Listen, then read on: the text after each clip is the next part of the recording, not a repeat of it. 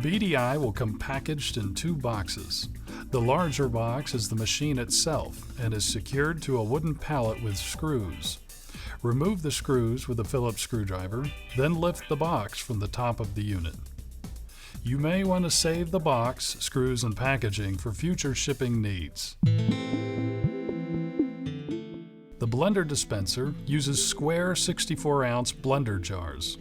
They are equipped with a stainless steel blade and a lid made of thermoplastic rubber. The lid has a square hole in the center to allow ingredients to fall in the jar during operation. Never operate a blender dispenser unit without this lid in place.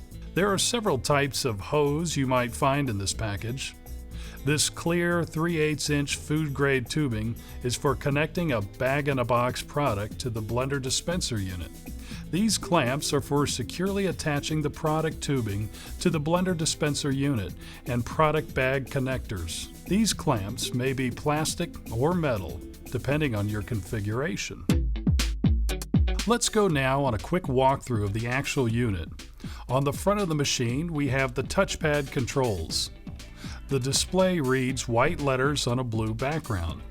At the top of the touchpad, there are 3 buttons marked S, M, and L, standing for small, medium, and large. Or they may read S, D, and V for single, double, or virgin respectively. The BDI is defaulted to the SML configuration, so if your machine has other markings, while programming your drinks, remember to substitute D and V for M and L. The numbered buttons are used for menu designation and programming. Water, ice, juice, and blend buttons are for manual operations. The stop and go buttons control the machine's programming.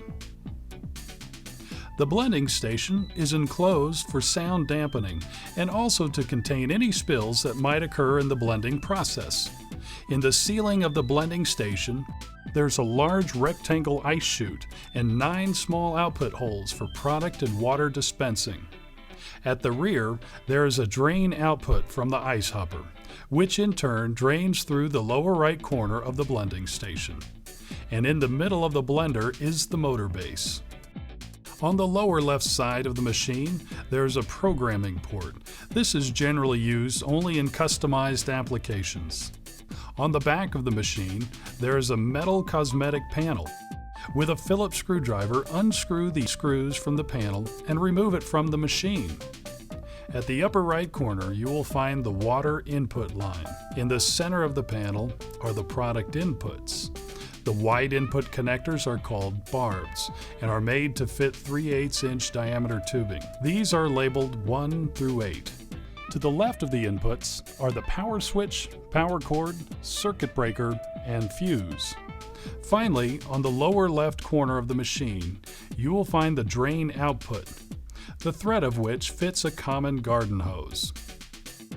The ice hopper is located at the top of the machine.